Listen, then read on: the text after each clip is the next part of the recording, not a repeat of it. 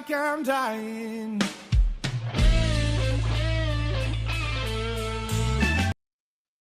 Ladies and gentlemen, we are back.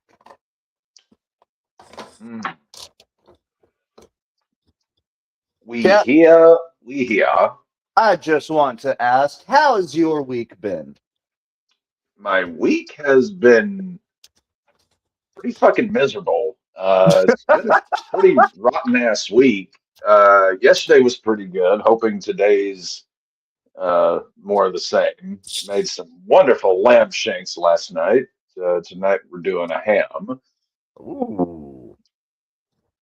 Just kind of, I made some pork and pepper stew the other day, and we've been kind of rocking that most of the week. oh yeah, I remember seeing. Yeah, John's downstairs making turnip greens. I'm doing the ham and mashed potatoes, some gravy. And then back to the grind tomorrow. All right, Cap. So last night we had a bit of history made. We had a cycle hit.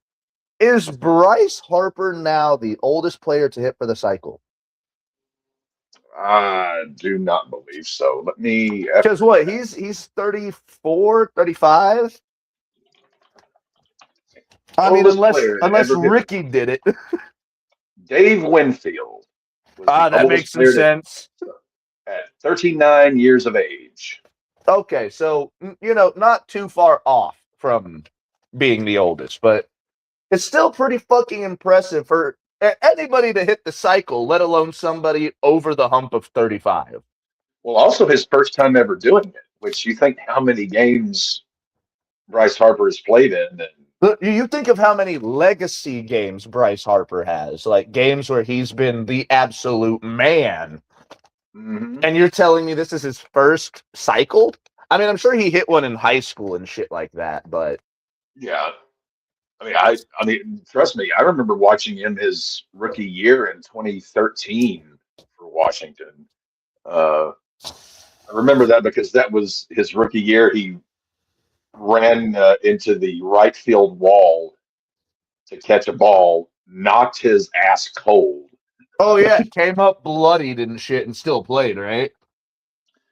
Uh, I can't remember if there was color or not, but I know he ran himself headfirst into a wall trying to catch a fly ball.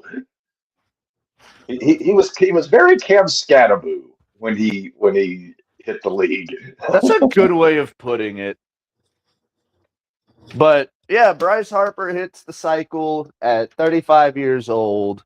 And Kyle Schwarber hit not one, not two, but three dingers last night. That's the Kyle Schwarber method. If the ball makes contact with the bat, there's one of two options that's happening. It's a fly out or it's a fly run. Mm-hmm. I love Kyle Schwarber.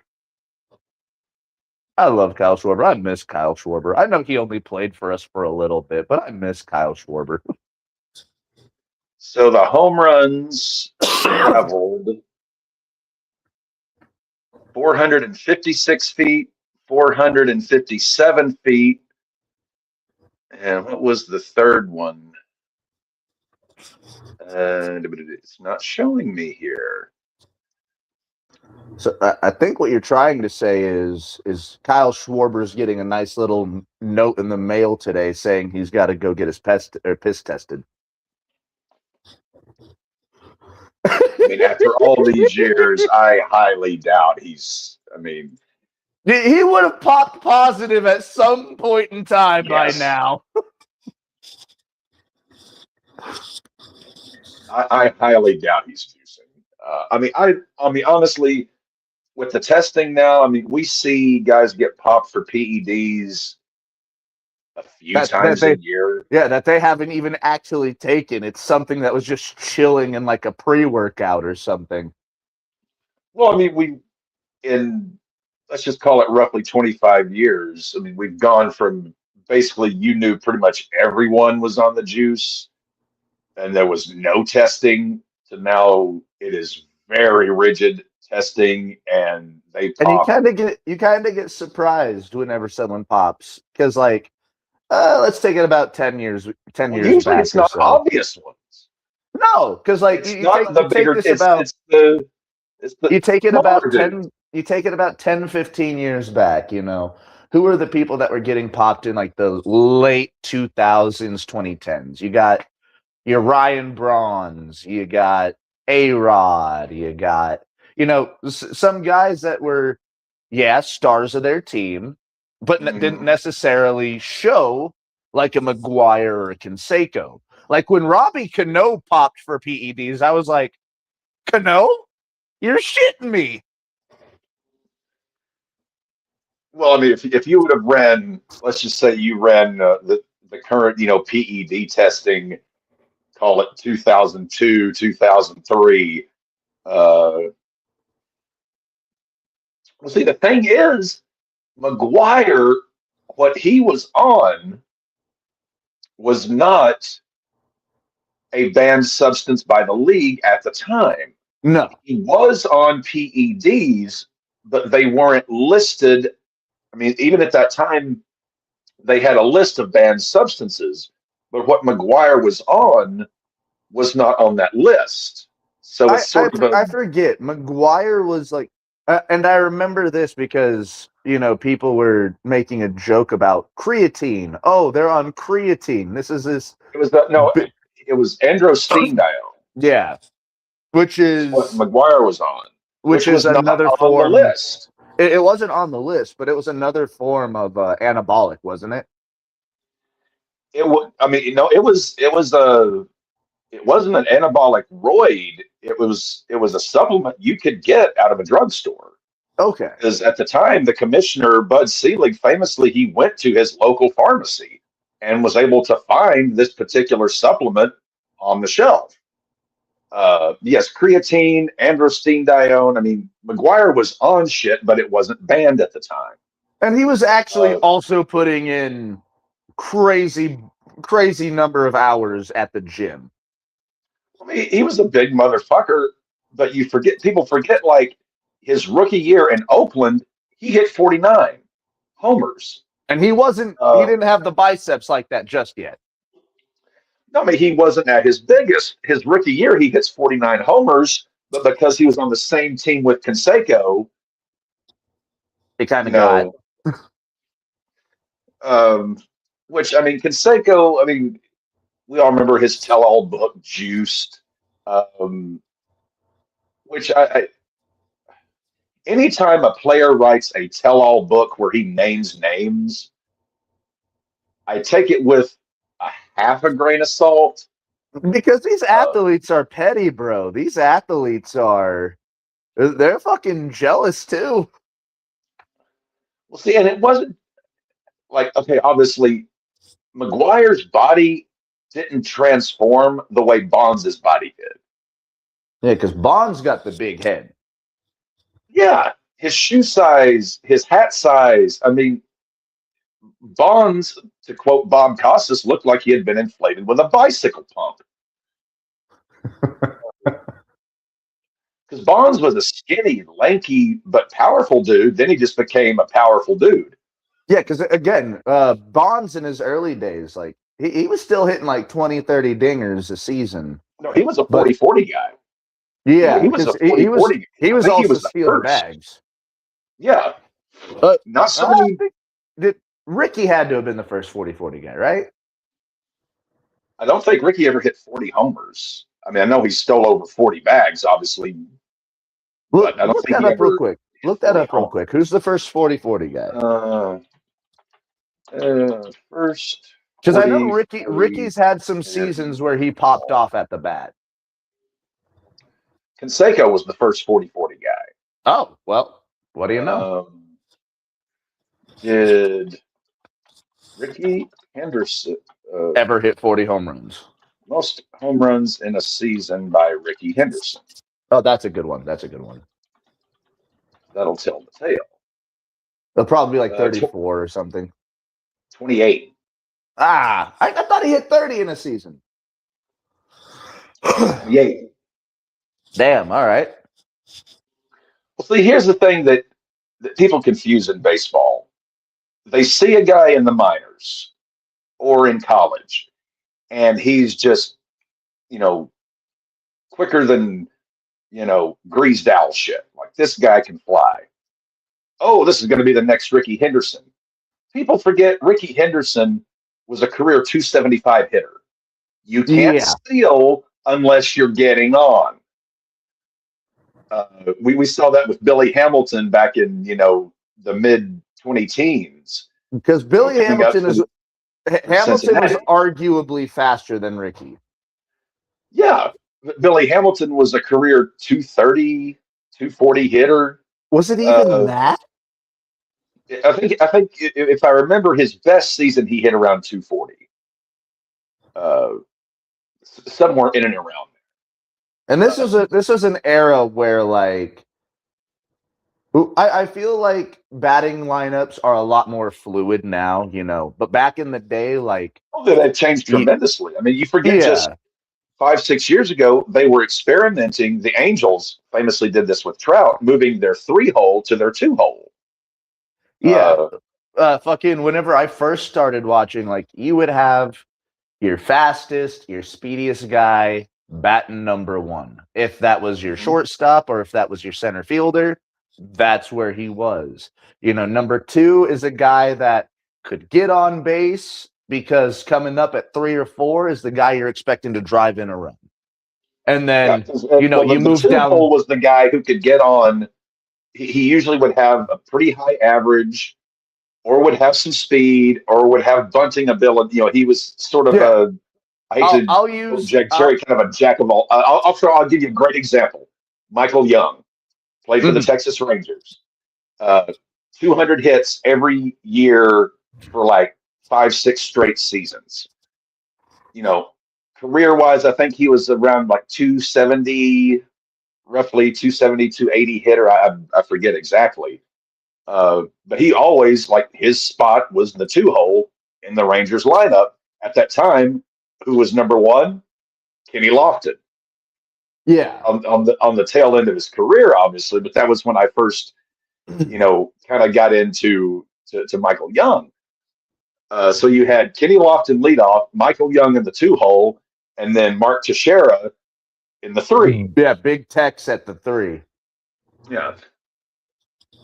And even you look at the Red Sox too. Like for the longest time, it was Pedroia, it was Ellsbury, Pedroia, and then you'd go right into either Poppy or don't forget Damon. Well, yeah, Damon also held down that number one spot too. Yeah, because we got Ellsbury after we traded away Damon. I mean, here's a perfect. I'm looking at my fantasy team, Tampa Bay, ever experimental. But Yandy Diaz has been hitting in the 1-hole for Tampa all year. He has 1 stolen base. Yeah, but he's packing a 322 average. So, I mean, so teams are always going to be experimenting here and there, but for the most part, we've definitely seen a big transition just over the last 10 years. Yeah, I mean, you would never see a guy with a 905 OPS as leadoff. That just wasn't how it was done. But again, that's Tampa Bay. Like, they are the crazy, Dr. Jekyll, Mr. Hyde, mad scientist in the lab, just constantly fucking with shit. It was Tampa Bay who introduced the idea of the opener rather than the starter. Yeah. Which, by the way, still not happy about that. I need my pitchers to go 9 innings, God damn it. Well, again, I'm more of at my base, I'm kind of more of a traditional minded guy. But at the end of the day, a team has one job, and that's to win the fucking ball game. And if you're looking at your roster and you don't have but maybe 1 or 2 guys capable of going 6, 7 innings, you gotta get creative. I understand that, but man, am I tired of seeing. If what you're doing is winning games, then man, I get it. I get it. I'm just tired of seeing 6 fucking pitchers on one team in a night. Well, this all kind of goes back. You start to look back. I wasn't even envisioned it, but you start looking back like 2014, 2015 with the Royals. And the Royals, that run they had. They were that team who, about 10 years ago, flipped the script a little bit, where they were winning games with starters going, 4 or 5 innings, but they were able to do that because they had a stacked bullpen. The Dodgers, they've done that at times. Yeah, I feel like the Dodgers got like 6 or 7 starters right now. You can, well, the Dodgers run a 6-man rotation. We used to be, we had the days of the, like the 19 teens, it was a 2-man or a 3-man rotation. Then 70s, early 80s, we got up to a 4-man rotation. Then 80s and the 90s, we got the 5-man. Then now we're, a lot of teams several teams operate with 6 men. Some will switch depending on injuries, what have you. But the Royals kind of changed things up to where you don't have to have ace, ace, ace, ace, ace, ace. You can, if you've got a stacked fucking bullpen, you can get by with a starter who just goes 4 or 5 innings and just trust those fireballers in your bullpen. Well, and also it really helps as you get into what they call the dog days, July and August. The heat, the humidity, it's going to wear guys down. Also, the ball travels more in summertime than it does in springtime. So you want to have that bullpen in the summer months to spell your starters, as just, heat and humidity just wear the human body down. But also you get into the playoffs, your guys have already played a 162 game season, maybe 163 if they had to win a tiebreaker. You're putting extra loads on these arms. You want to have a bullpen with 5, 6 guys you can go to at any time to get you through an inning or 2 innings. Boy, either I wish the Red Sox had that. Well, we'll get to the Red Sox. I know we will. But I love it. I mean, baseball is one of those games that you can win games multiple ways with multiple, at the end of the day, is the team winning? If it's working, do it. Oh, speaking of if it's working, do it. Did you hear what they're implementing into the new Madden finally? I've heard several things, but do please enlighten me. We're getting the tush push in Madden. Well, I'm glad because I run the tush push. I essentially do it with the goal line formation. So I saw that. Yeah. I saw that and I'm like, buddy, you guys have no idea how easy you've made this goal line push for me. I'm in like my 17th season with the New York Giants. I've won. Do you still have Dart at least at QB, or is he gone? I said 16, 17 seasons in. I forget exactly how many. It don't matter. Tom Brady played 21. No, I'm on my 3rd franchise quarterback, and I've replaced him about every 5, 6 years because, I'll give them that 2nd contract, but they ain't getting that 3rd because I got to have money for my offensive line, my defense. But yes, after Dart, I got another white guy who didn't have a very good arm. But was he more mobile?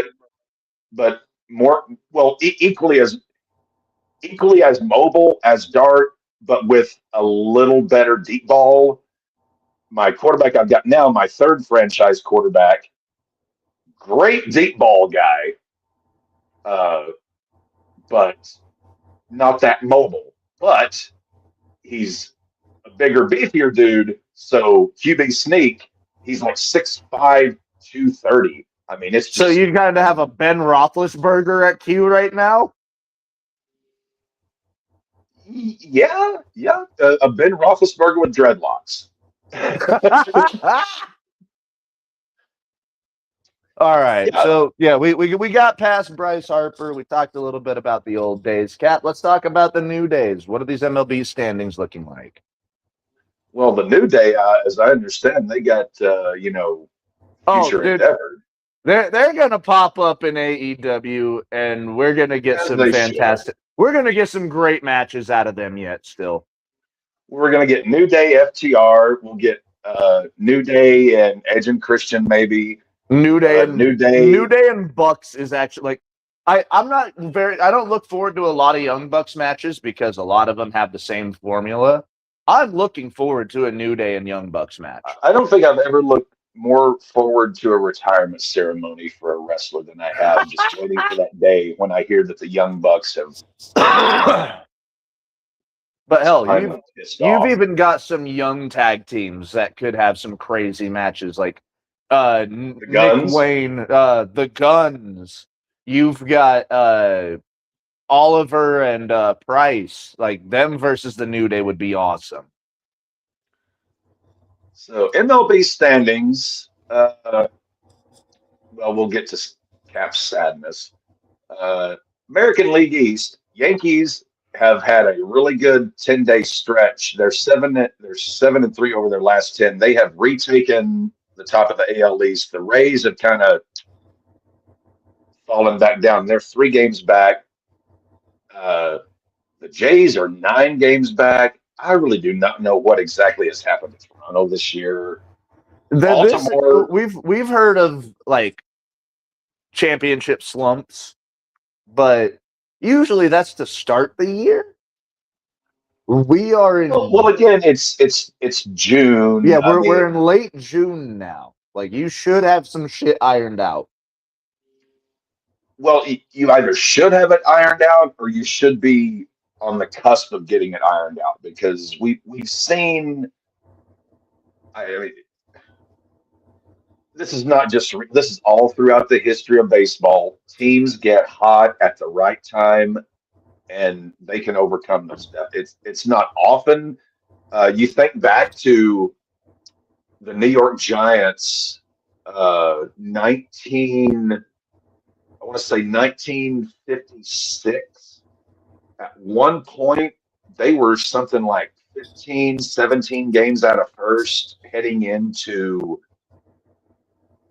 like late July, August. They caught fire, won the National League pennant. So you can get hot. Baltimore, 11.5 back. The Red Sox. How far are we back?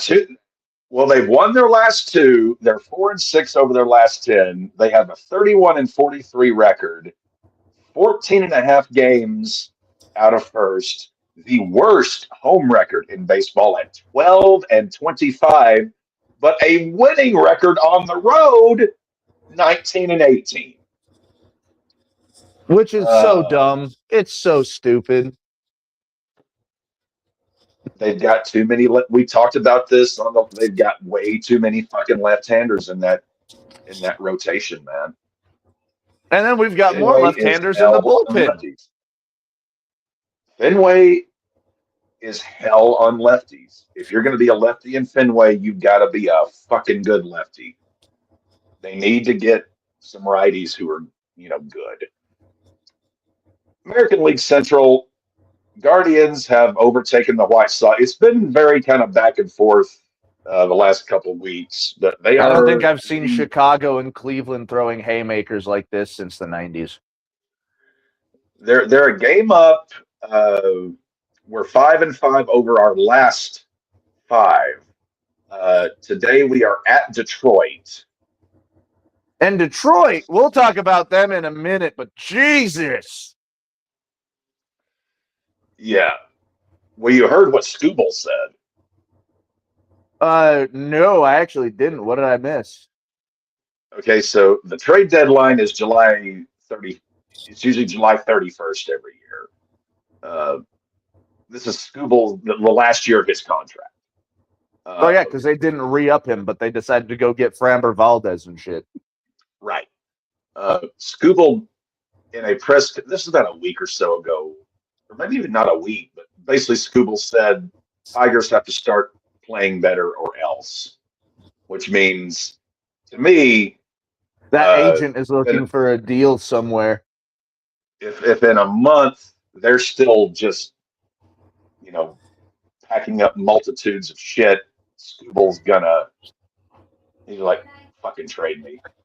I mean, he's the two-time reigning AL Cy Young, and you know damn well there's going to be a team wanting an ace like him for the stretch. Maybe the Dodgers. I was about to say, let's break this down. Let's see what teams would actively, because he's looking for a top. We're still well over a month from there. Yeah, but like he's going to be looking for a top level contract. What teams have the most money right now, other than the Dodgers? Teams at the most. Well, see, he's not on his big boy contract yet. No, he's still on but his. he's a two-time Cy Young winner. He's gonna be looking to play for a winner who has money. Seattle would be Seattle that they could use from a Tarek Skubal. Texas, Houston. I feel like Houston's I feel like Houston's pitching's doing pretty good, but the other team that you mentioned, yeah, I can see. Yankees. I mean, they always look for getting talent like that. But didn't Skubal hasn't played in New York already, right? No, he came up through the Tigers system. He's on the last year of his rookie deal. Okay. Philadelphia, maybe. Philadelphia is 7.5 back, but they've got a scrappy bunch. They've been really good. One more ace could really help put them over.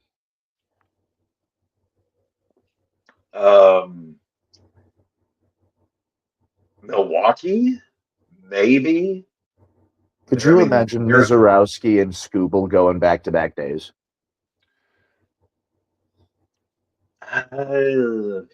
Well, I mean, that would be insanity.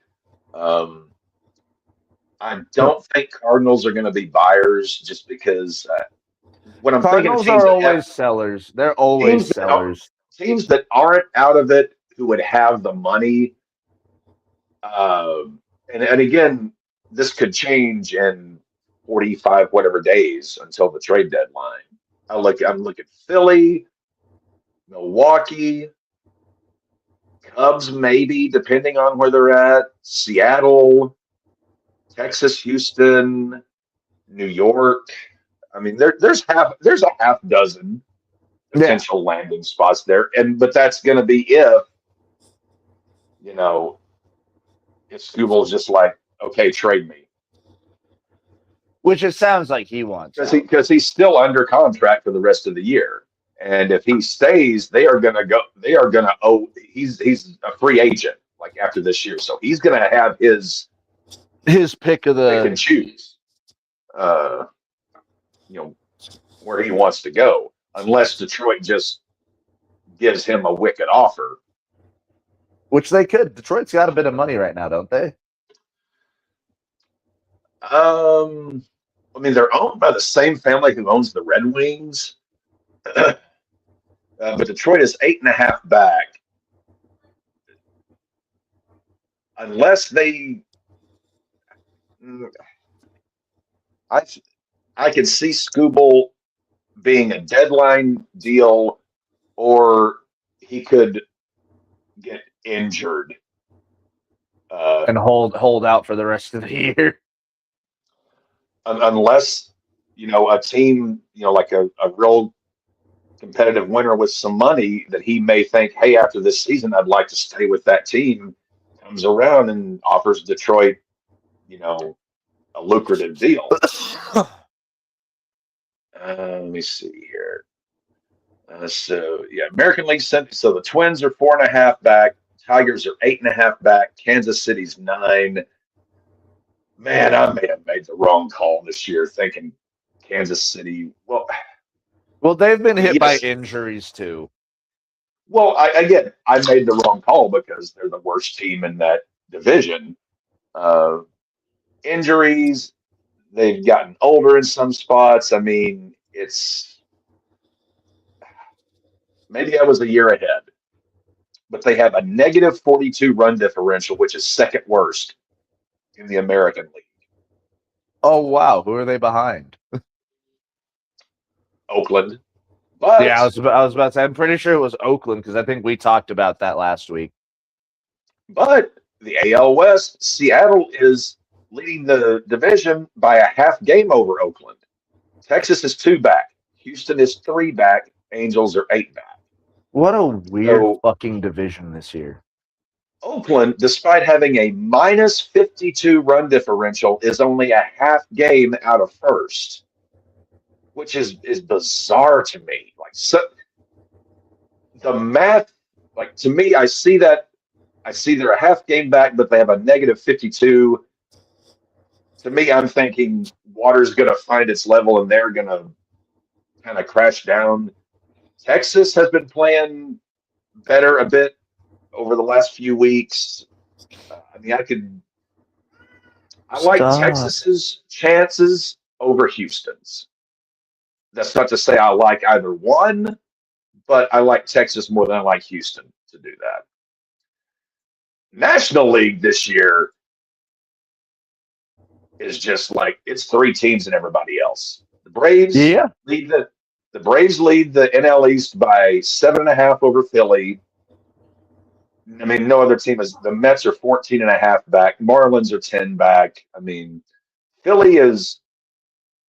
They're trying. They're scrapping. They could. Again, that's why they could really use a Scooble down the stretch. If, say, over the next month they turn that deficit down to 3-4 games back. They just get hot and like, okay, Scooble's the guy to get us over the hump. The Brewers are just making mincemeat of the National League Central. They are 5 games up over the Cardinals, 6.5 over the Cubs, 8.5 over the Pirates, 9.5 over Cincinnati. Cincinnati has a negative 49 run differential.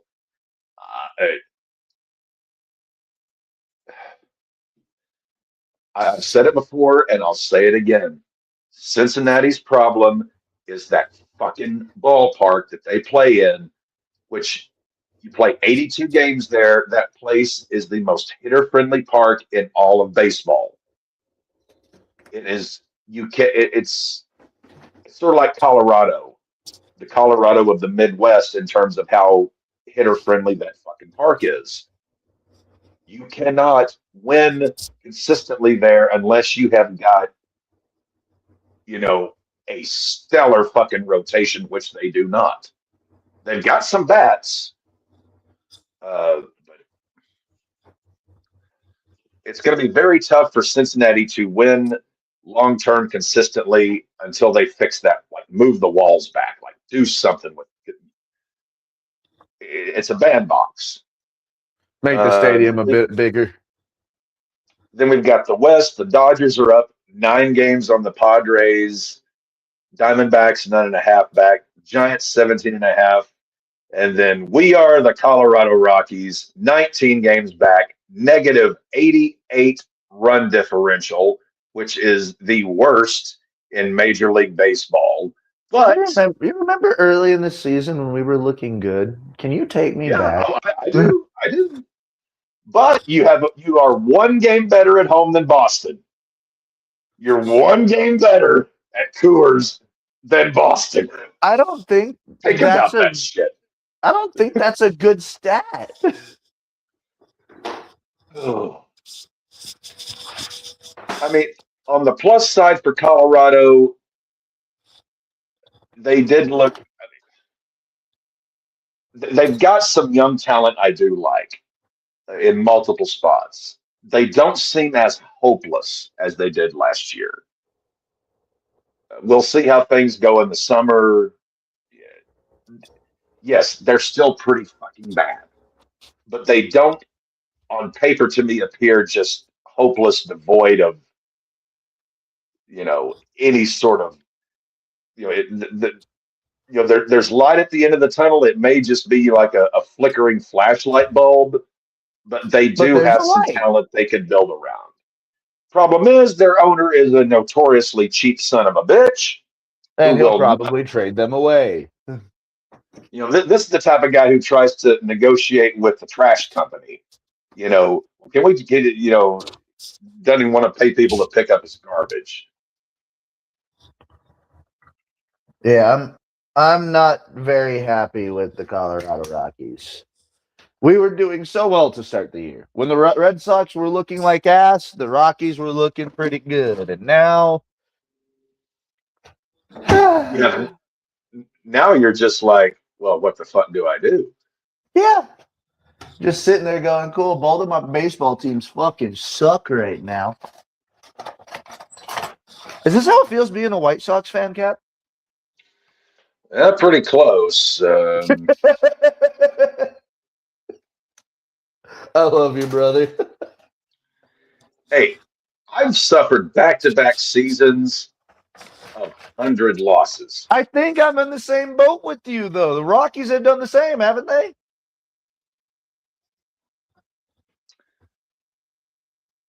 I think both of our teams have lost 100 games back-to-back years.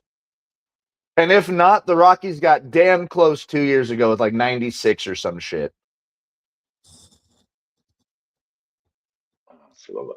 Well, I was checking my fan. I just got word Liam Hicks, my only catcher, has gone on the IL, but apparently I didn't catch it in time to Update pick someone today. else. Yeah. I picked up Carson Kelly for the Cubs. Not, much of a power hitter, but he is hitting 282. So, I mean, Let's talk about catchers real quick, because this has kind of been the year of the catcher. We've had a bunch of catchers pop up out of the blue and are raking, like Drake Baldwin for the Twins. Liam Hicks for the Marlins.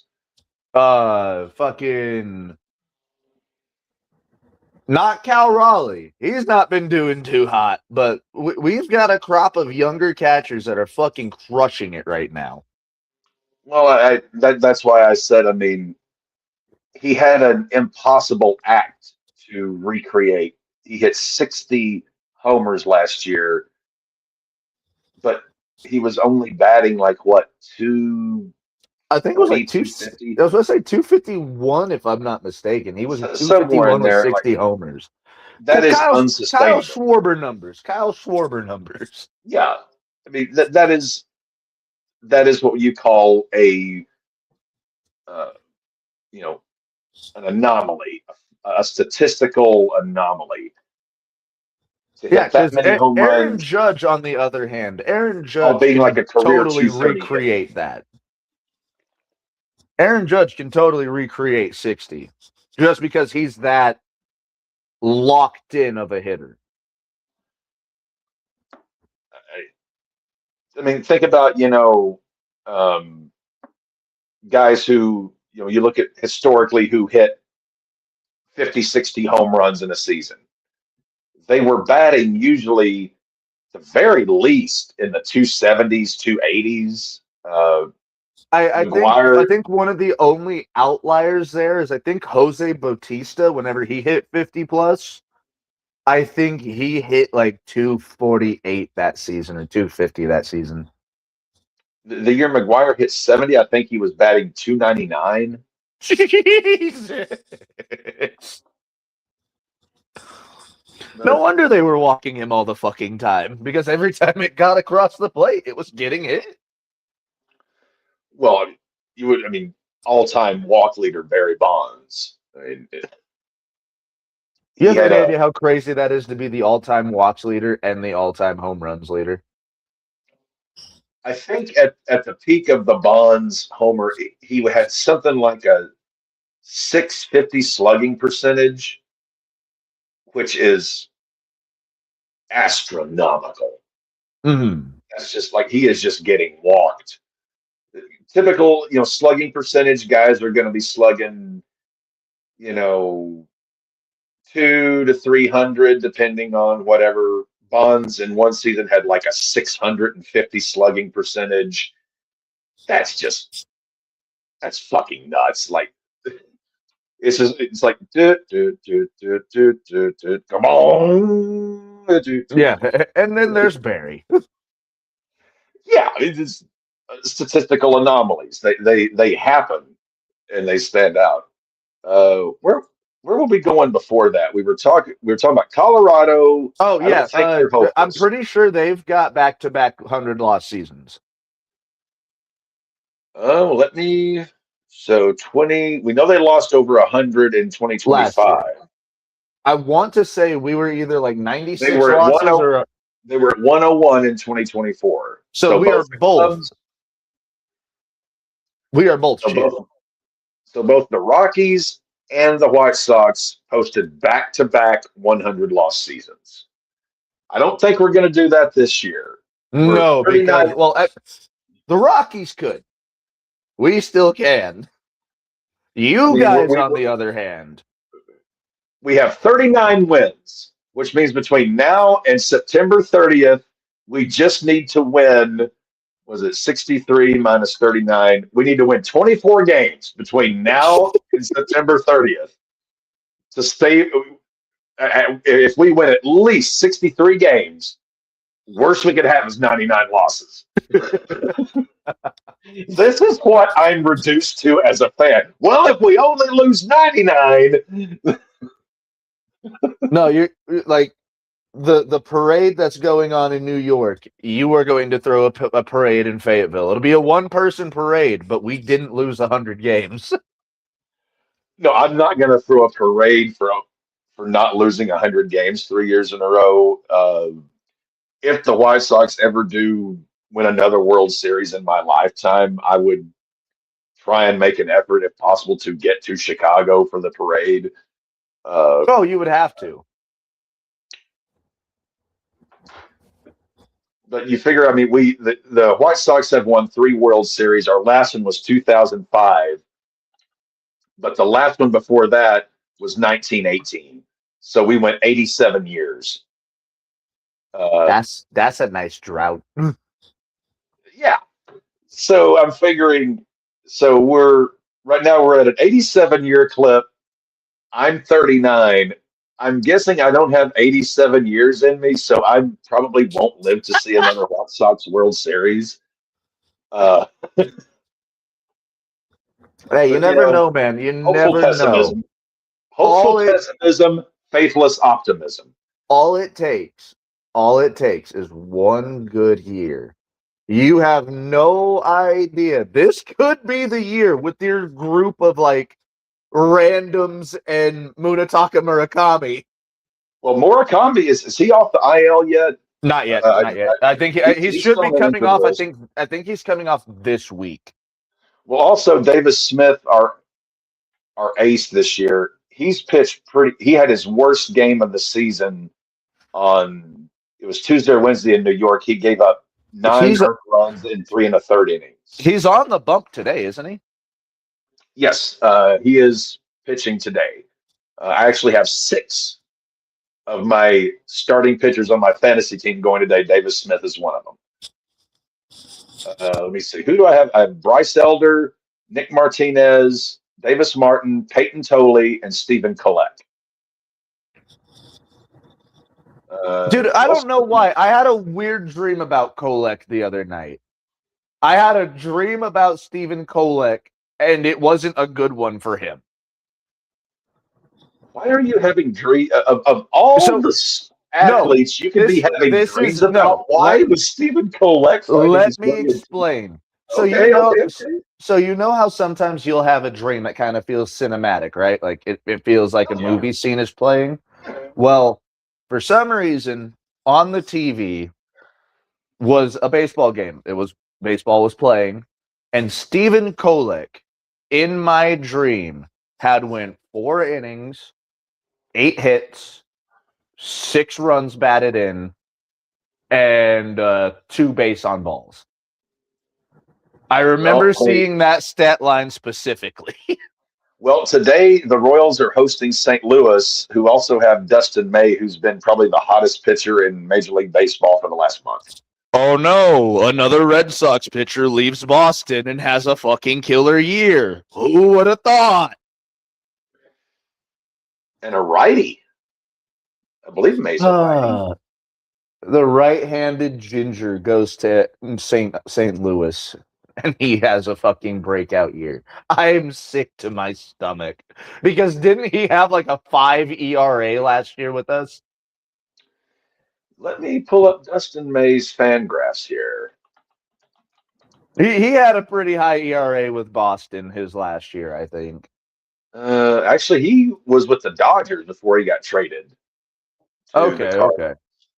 He Oh yeah, that's posted right. a We traded him from Boston, and he goes and wins a World Series with fucking Dodgers. no. He came up through the Dodgers organization.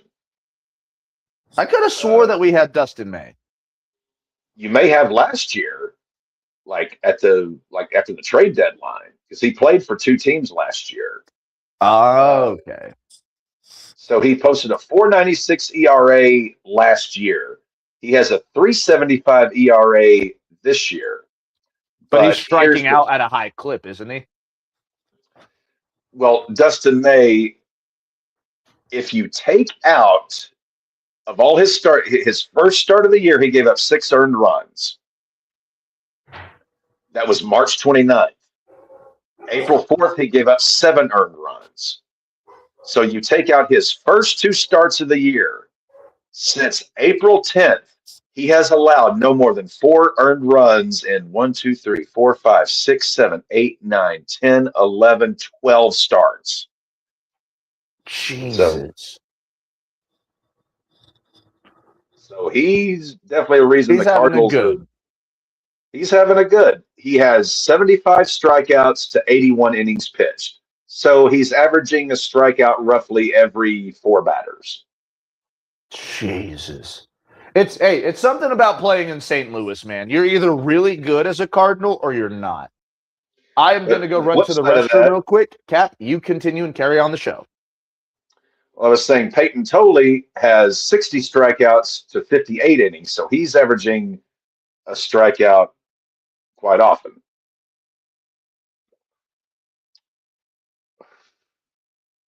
Ray, I'm checking Twitter right now. I have not heard the Trout rumor.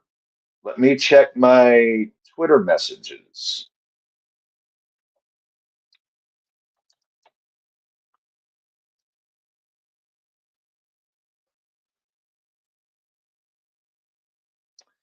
No, Ray, I have not had the time to contact him. I'm gonna try to as we get closer to the season. I just have not had the opportunity to get into that.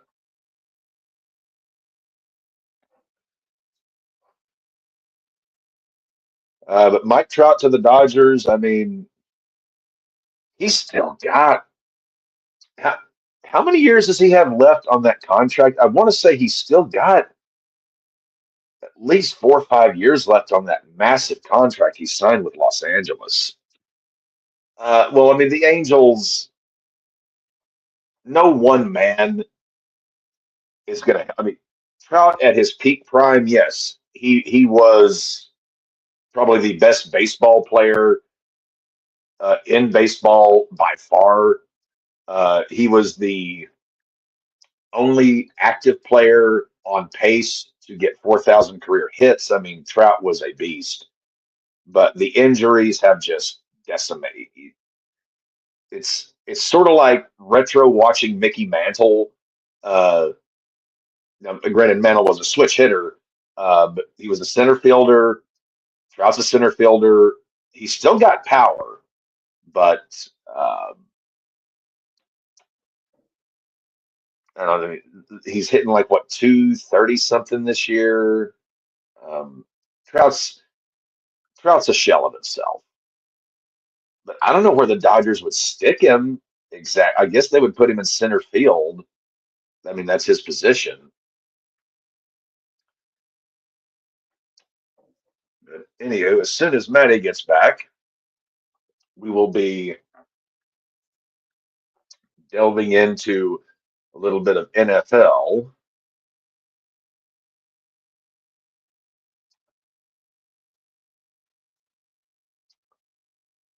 We went through the Steelers' schedule on Wednesday with Greg Cherry. Thanks, Papa Greg. Not sure exactly who we're going to look at today. We'll kind of have to be doing this on the fly.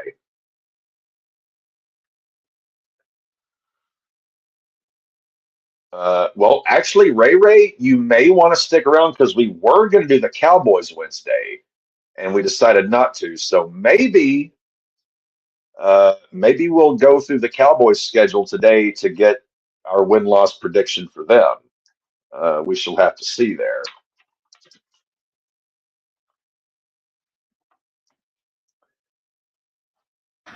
And we back. Way back. All right, so I did hear you talking. You want to go hop into the Dallas Cowboys schedule? Well, we do have the Ray. I need to go relieve some bilge. So, yeah, let's take a little. You got your breather. Let me take mine, and we'll come back and Absolutely, we'll and do I'll the answer Cowboys schedule. Ray's question about this. Where does LeBron go? Lakers can offer him $25 million to $50 million, but he wants a max contract. LeBron, how long are you gonna play?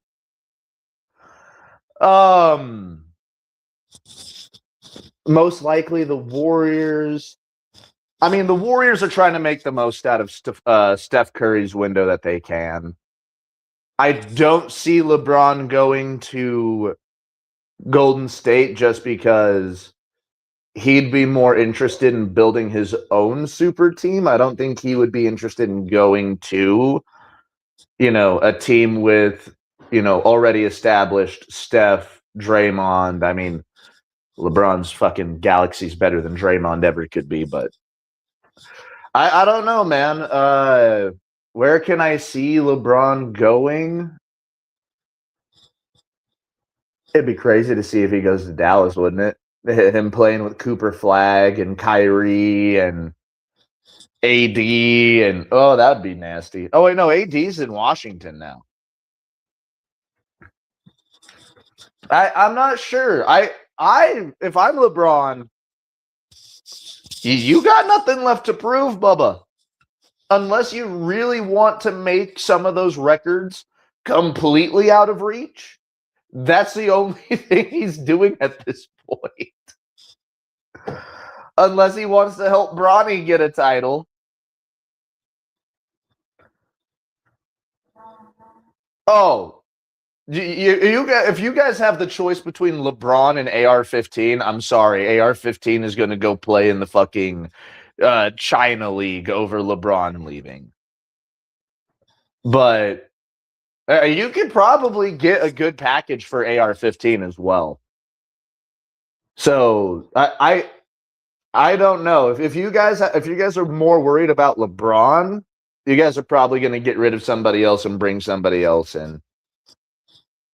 At least that's how I would see it. I know LeBron has used his Ric Flair kind of pull over the last couple of years. Oh shit, couple of years, 10 years. Back in 2016 is whenever the rivalry with the Cavs and the Warriors started. So, yeah. So again, if LeBron's staying, he's probably going to stay in LA for another year. Maybe go somewhere random, but I don't know. I don't know. I don't see LeBron trying to do a whole hell of a lot. Heard AD wants to come back and retire as a Laker. It would be the weirdest career path I've ever seen. Get traded for Luka, play, I think, 6 games for Dallas, and then get traded to Washington, and still hasn't really played for Washington, I don't think. Yeah, it's crazy. It's weird. Yeah. Basketball is going to be very interesting these next couple of years because I don't know if LeBron's going to come back for another year. I really don't. It would be crazy if he truly tries to play until his 23rd season. WWE Night of Champions. I believe that's tonight. I've got Oba winning King of the Ring. I think I got Jade beating Tiff. I've got Braun beating Seth in the steel cage match. I know there's like 6 matches. I just can't remember all of them off the top of my head. I got Sami Zayn winning the title because for shits and grins. God, what are the other 2 matches? I think it's Liv and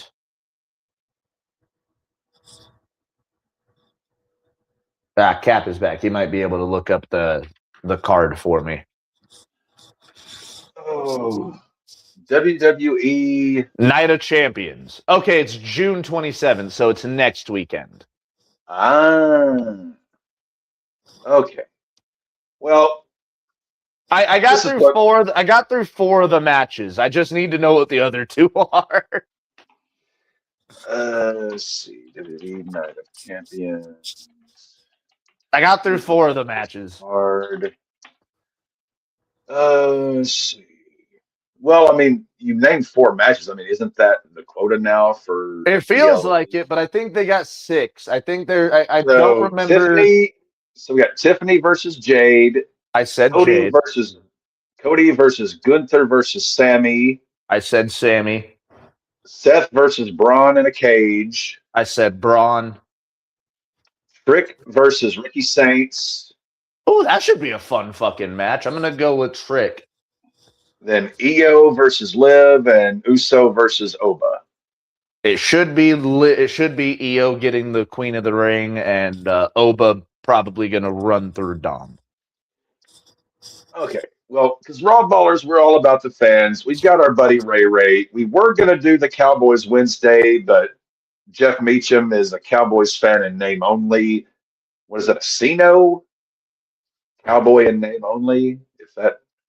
So let's go through the most disgusting part of my season, the Cowboys win-loss prediction. Ray, you're going to actually get to be a part of the show here because we're going to put you on we're going to revisit this a year from now. So we got Matty, Cap, and Ray. So Ray, stand by here. Now, if you're familiar, we're going to go game by game, get the prediction for what you're thinking. Maintain your maintain decorum, sanity, all those good things. I mean, Cap, this is the team that you're the most worried about this year. Last year, we got to laugh and giggle and ha and hee. This year, you're worried. This team worries the fuck out of me because I really think this could be one of those years where Dallas really makes me sweat. I live in the heart of Cowboy Chiefs country, so when either of those teams are doing good, my life is miserable. When they're both doing good, I'd rather just slit my wrists. I would tie a noose, but I only spent like 6 months in the Boy Scouts, so I'm not that good with knots. Oh, there's a YouTube video.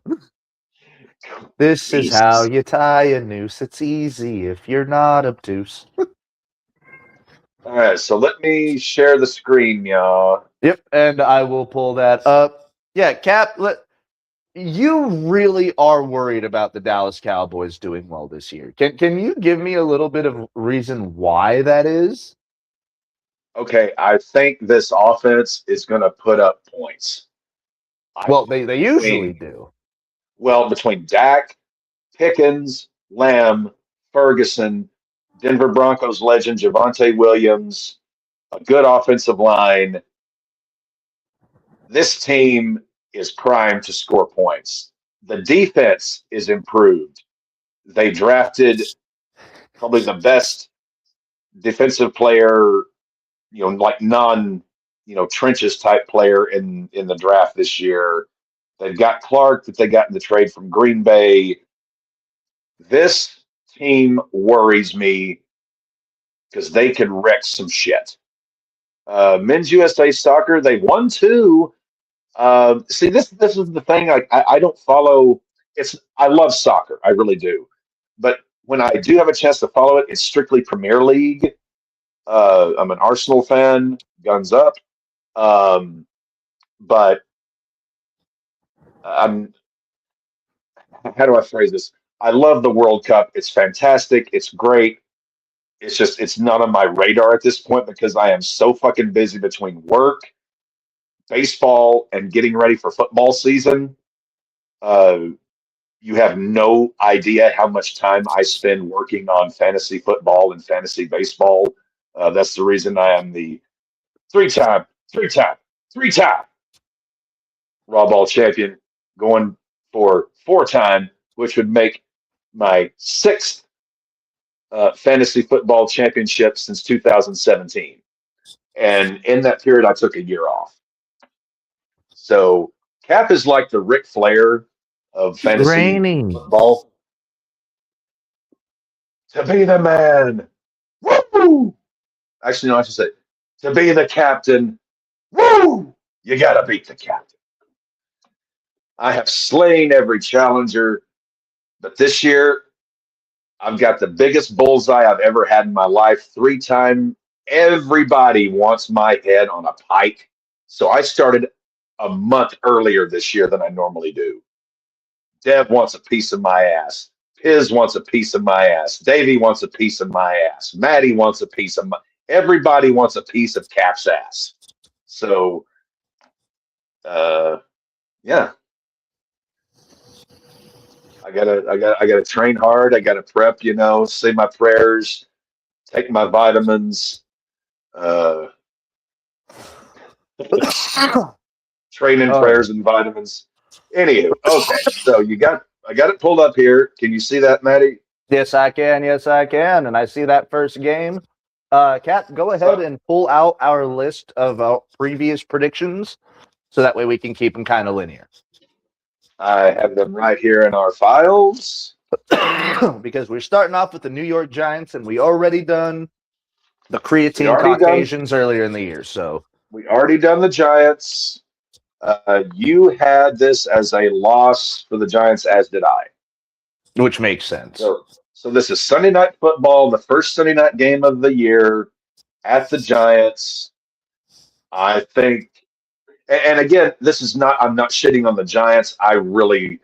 Matty, you're the gambler. I'm not sure what the over-under on wins is for the Giants that Vegas has, like how many games they're going to win this year. Let me check. I can actually check that for us. I think they're somewhere around 8 or 9 wins. I would bet the over on that. I think Harbaugh is going to take that team and in 1 year make them contenders. Like now, by that I'm saying no, they're not going to win the Super Bowl this year. They're not going to the NFC title game. I think this year he gets them in the playoffs probably. But Harbaugh, he is a culture changer. In 1 year, he can double a team's win total just because he's that good. All right, I am back, and then you want me to look up over/under for the Giants, right? Yes. All right, let me pull that up real quick. Ray, just so I'm reading you here, you have the Cowboys beating the Giants on Week 1 Sunday Night Football. Is that correct, sir? So I can record your. I would assume so. I would assume that's what he was. Okay. All right. Futures. Regular season wins. I think they're like 8.5, 9, something like. I think they go over. All right. All right, NFC East regular season wins. They have the New York Giants. Their over/under is set at 6.5. Oh, they're going over. Oh, that is the easiest over bet. Yes, I believe I think I read that right. It's 6.5 for the good old Giants. The New York Football Giants. Because remember, back in the day, you had the Giants baseball team in New York and the Giants football team in New York. So that's why they called the New York Football Giants. The New York Football Giants. All right, so week 2 versus Washington. This is 325, so that's going to be America's game of the week. I think we take Dallas here. That's at Jerry World. I've got Dallas. I like Jaden Daniels, don't get me wrong, but I don't think that they've got enough around him to outgun Dak Prescott, CeeDee Lamb, George Pickens, Ferguson, and Javonte Williams. If he has another year like last year, it's going to be scary. I mean, we've seen what happens with, Denver Bronco legends, Hall of Famers. They leave Denver, and it's like they just dip themselves in magic waters. They become, incredible superstars. They go to the moon. They do things that no mere mortal man should do, but because they leave Denver, they do those things. Matty, I'm never going to give up on that. Oh, I know. Javonte Williams had an insane year last year for doing as abysmal as he did the year before. Is other than Jaden Blue to spell him, there's no one really in that Cowboys backfield who is worth a bit nickel other than, Jaden here and there. All right, so week 3 versus Baltimore. Again, this is the 320. So I tell you, this is what fucking pisses me off about the goddamn Dallas Cowboys. Every goddamn game they play is either prime time, America's game of the week, CBS premier game. What the fuck is this? How many 1 o'clock games do they have? We'll go through that at the end. I am keeping track of it. So this is the 3rd game of the year, the 3rd time they're in a premier spot. This is hosting the Ravens. So I believe we've done the Ravens already. So go ahead and look in our annals. Well, we didn't get Dev's take. Dev has been, I don't know, is Dev alive? He do be alive.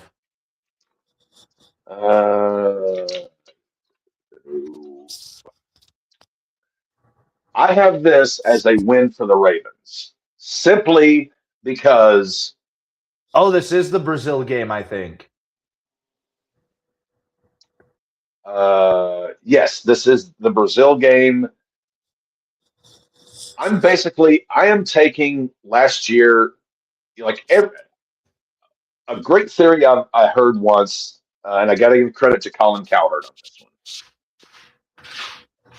He said, take out a player's best year and take out their worst year, and then that's the player they are.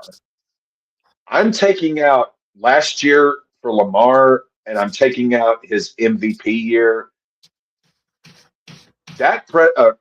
Lamar Jackson is a better, more elusive quarterback than Dak Prescott is. Oh, Zay Flowers is an emerging weapon. They still have this washed-up sack of shit called Derrick Henry, who just refuses to quit haunting my nightmares. And they've got a pretty damn good tight end duo in Andrews and Likely. They lost Linderbaum at center. That is massive. Well, no, Isaiah Likely went to the Giants. They don't have. Right. You are right. So it is just Andrew. So here's the issue that I'm seeing in this game. The way you're doing it, we're breaking it down like this. Lamar versus Dak. I'm taking Lamar over Dak Prescott. Derrick Henry versus Javonte Williams. I'm taking Derrick Henry. Zay Flowers versus George Pickens.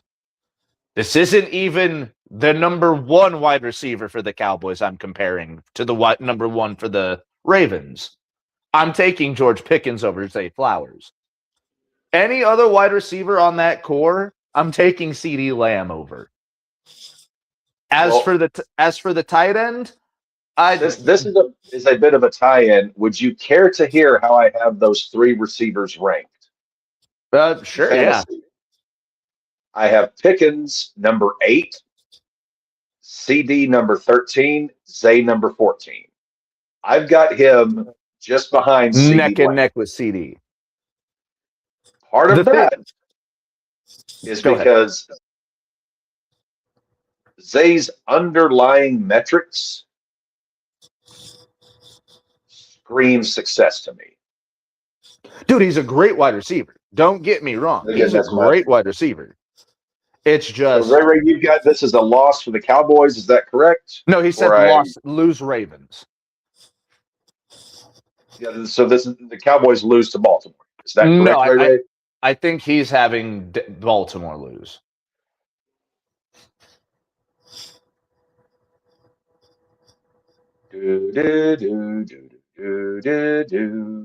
However, I go to my pick for what we've got for Baltimore because I think we've got Baltimore winning this. Yeah, we both had Baltimore winning this.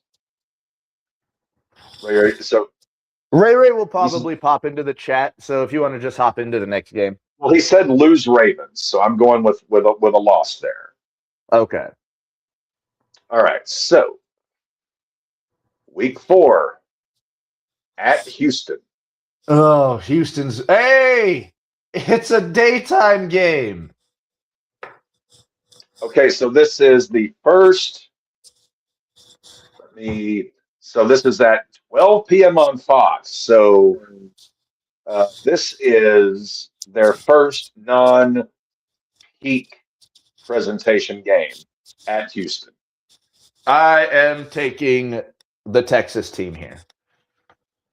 I am too, because that Texas defense, I think, is going to harass Dak Prescott to the point. Oh, wow. You were right, Cap. Cowboys lose to Baltimore, he has. All right. And at Houston, Ray.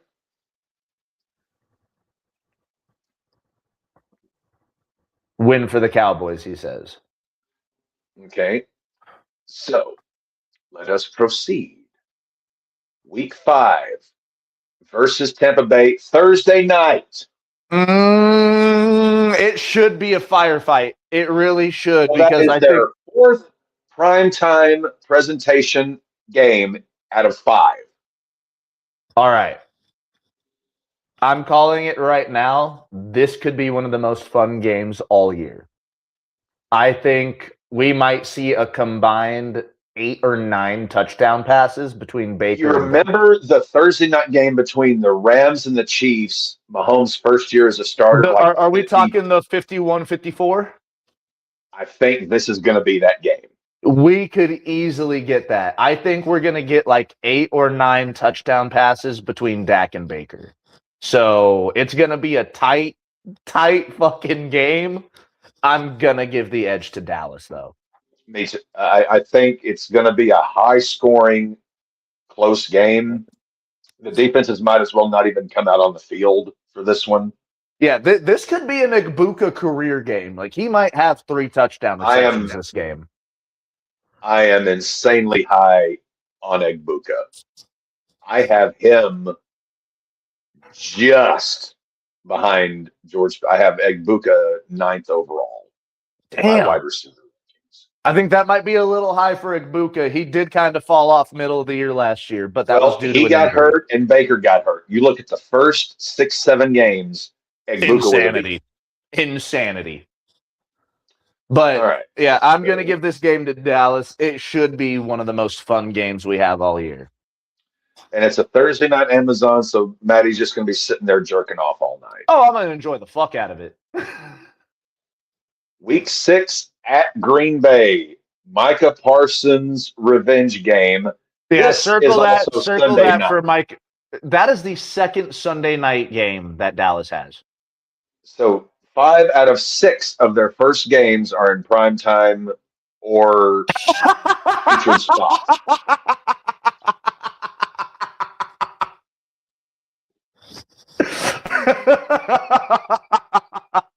Ray's like, tie. It's a tie. I think now I may be. I'm going Green Bay. I'm going Green Bay here. I'm going Green Bay as well.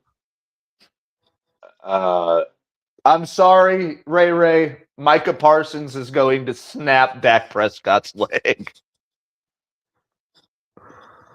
so I Ray hope Ray not. has I this. really Has hope this as not, tie. but I think that is the first time I've ever put down an equal sign in the in the 3 years, history of Raw four, Ball.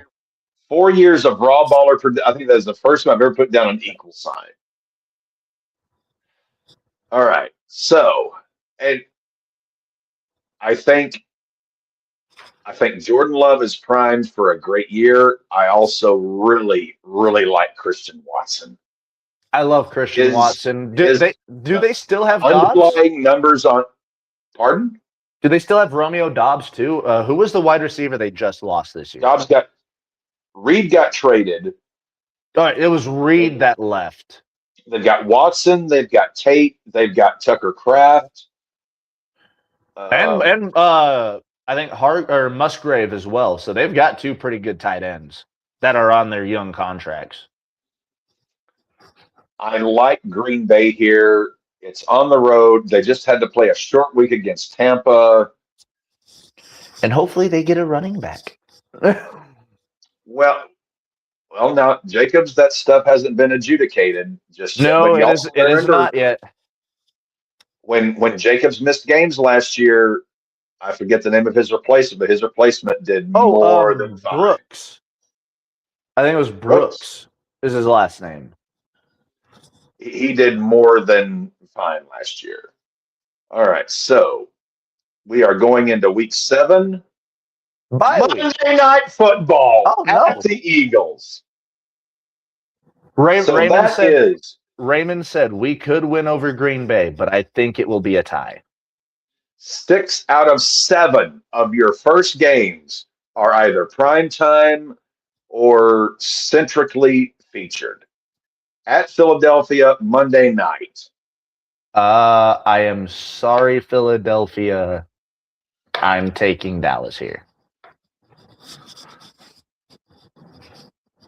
It's in Philly. It's Monday night. I know they don't throw it all too much, but who's catching the ball out in Philly? Devonta Smith. They drafted Mekhi Lemon, the Biletnikoff Award winner out of USC. That's right. You are high on Mekhi Lemon. Dallas Goedert. You are high on Mekhi Lemon, and I do like Devonta Smith. I'm giving this one to Philly. I'm going Dallas. Raymond's also going Dallas. Okay.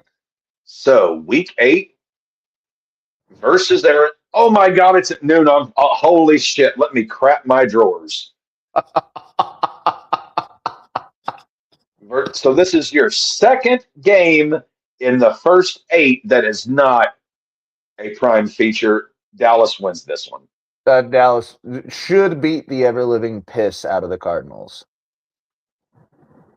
Yeah. So that's a round of Cowboys here. All right. So week 8, that was week 8. Week 9 at Indy. Holy shit! It's noon again. Oh my holy freaking Christ! I feel like this is a trap game.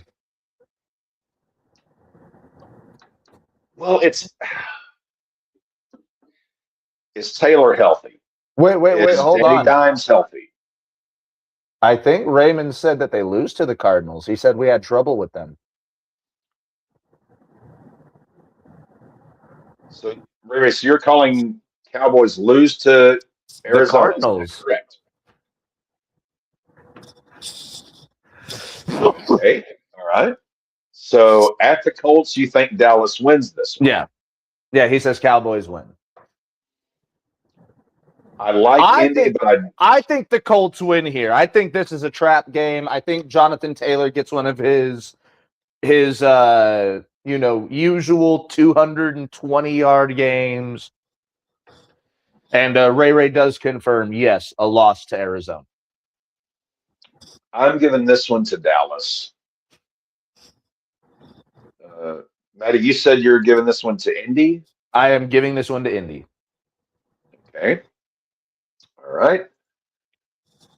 Week 10 versus San Francisco, America's game of the week. So that is 1, 2, 3, 4, 5, 6, 7 games out of your first 9 where you are the featured hoogababuli babala hoobala hoobadoo. This is one of the harder ones to try to predict. Raymond says that the Cowboys win barely. Is I Brock kind Purdy of. healthy? Is Christian McCaffrey healthy? Is George Kittle healthy? This is week 10. You got a point. This is week 10. I mean, this is the I 49ers. It's health. I'm going to lean on the 49ers will be healthy at this point in the year. I'm going to go with San Fran. I'm going Dallas here just because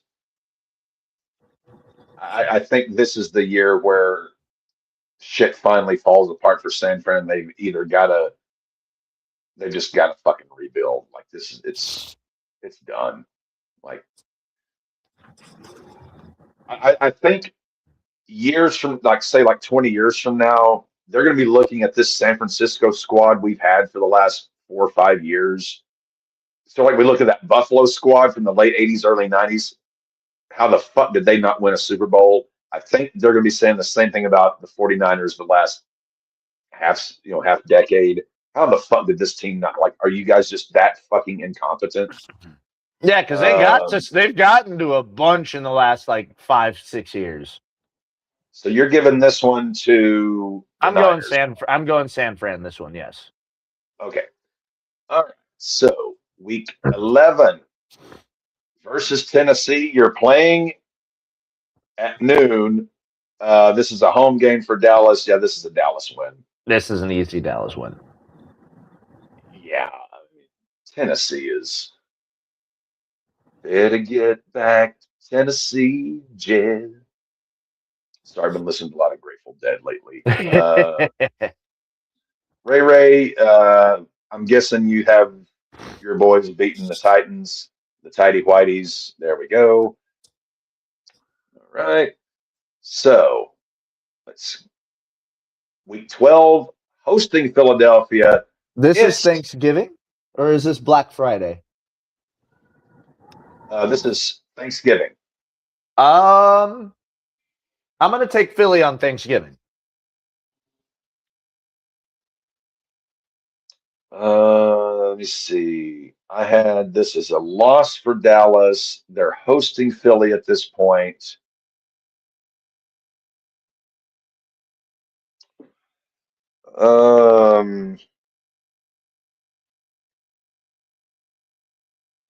Yeah, I mean, I think that they're going to split the series. So I'm going to win here for Dallas. What did you say, Matty? I also have a season split, but I'm taking Philly here. And I have them winning. I have Cowboys winning early in the year. No, you had Eagles winning. Did I have the Eagles? No, I have the Cowboys winning early in the season. I'll have them winning Philly winning here. Okay. Ray.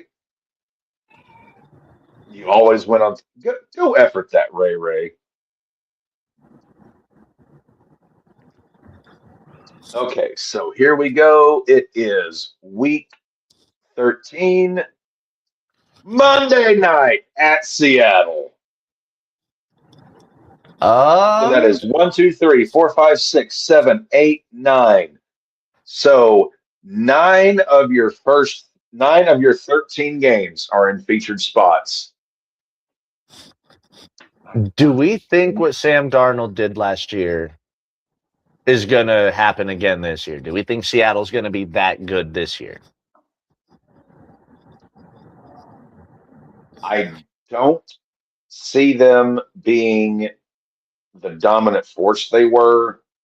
Sam Darnold's underlying analytical numbers still worry me. They lost Kenneth Walker. They did get Jadarian Price. Who's a dog? He's very one-dimensional. Jadarian Price couldn't catch a cold, but he is a just beast power runner. Mm-hmm. And they got They've got a Charbonnet great to get in defense. between the lines and shit. Well, also they lost their OC. They lost Kubiak Oh, to the fuck Raiders. yeah. So they're installing a new system. I was thinking Dallas before you were said all that, but I think I'm definitely going to go Dallas now that you brought up the fact that we don't know what type of Seattle we'll see this year. And also, if you take Big Boy Pants out, that leaves Darnold and JSN. What if JSN gets hurt? Yeah, you still got is Cooper? Did Cooper Cup retire? Cup's still there. They also got, Tom talks rubbish. Thank you for popping in, my friend. they also got Rashid Shaheed from New Orleans, who is another deep ball guy. And I was about to say, Shaheed does fill in that speed slot that they really, because JSN is one of your all-round type of receivers, like a Randy Moss. He can go up, get those tall passes. He can burn someone down the road. It's a Monday night, and I like Seattle roster-wise, top to bottom, especially on the defensive side, more than I like Dallas. So I am giving this one to Seattle. I'm going Dallas here, but it should be a fun game. I'm just very interested to see how Seattle's going to do going into this part of the year. Ray, he says Cowboys win, I hope. Okay, I'm putting that down as a check mark under the Ray column. All right.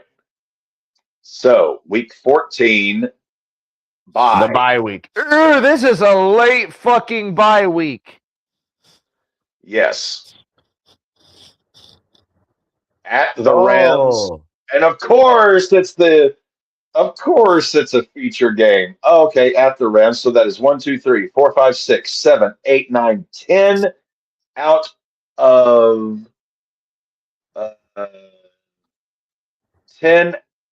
1, 2, 3, 4, 5, 6, 7, 8, 9, 10, 11, 12, 13, 14. 10 out of your 14 games are in premier slots. At the Rams. Ray says Cowboys win. I think.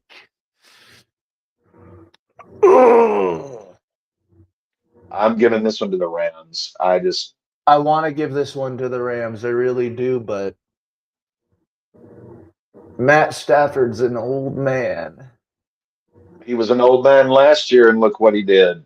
I understand that, but this is this year. They've got the absolute best running back between Kyron Williams and Blake Corum. They've got Puka Adolph Nakua, Devontae Adams. They've got a couple good tight ends. That offensive line is great. The real question is, they've got Myles Garrett.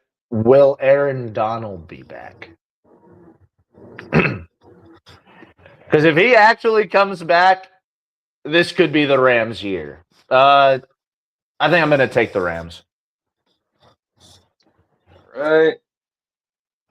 So, week 16. Sunday Night Football versus Jags.